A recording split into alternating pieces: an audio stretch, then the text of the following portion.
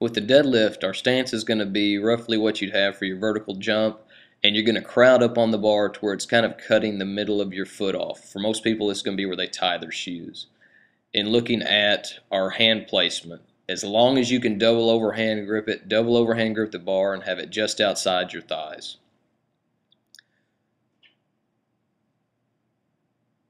And set up with the bar. You're going to crowd up on the bar. You're going to lead back with your hips. That way you can get down to the bar. Your shins will drift away from the bar. You'll then bring your shins into the bar and get your chest up. So the 3 cues I'll use are hips, shins, chest. And looking at getting the bar down, you're going to lead way, way, way back with your hips. Keep pushing your hips back, back, back, back until the bar gets down to your knees, and you're going to bend your knees and get the bar to the floor. This is going to set you in the proper position to pick up the bar for your next repetition. So again, leading way back with the hips. It causes the shins to drift away from the bar for just a little bit. You'll get your shins back into the bar, and then chest up. From this point, you're going to push through with your quads. Your knees are going to extend first, then your hips are going to follow through, and then your hips will go back in the reverse order, knees bending to get to the floor. So coming from the floor up, you're going to initiate the push with your legs. Once your legs begin to straighten, your knees begin to open up, you're going to follow through with your hips. So the push comes from the legs, hips following through, keeping those chest and shoulders up. Your hips and shoulders should rise at the same rate. This will be something that happens with lighter weights, with training weights. Again, as things get heavier, it's always going to be, competing for good form. Here are some reps with the same weight in real time.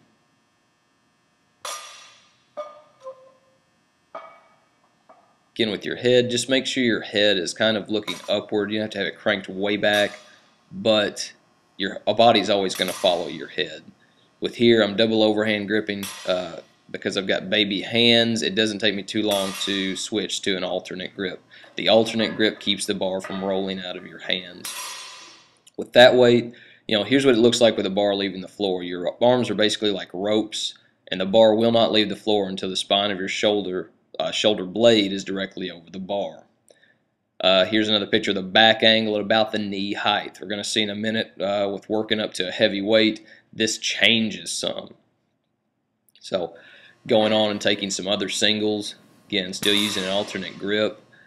Be 405.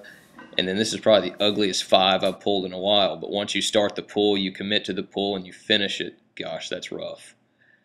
Here are some side views of what it looked like off the floor. Definitely different from off the floor with 135. I think it was 225. And then here's a look at mid shin with the same weight. Definite different look in back posture. So things to remember with the pull. On your setup, hips, shins, chest, and once you start, you commit to the pull.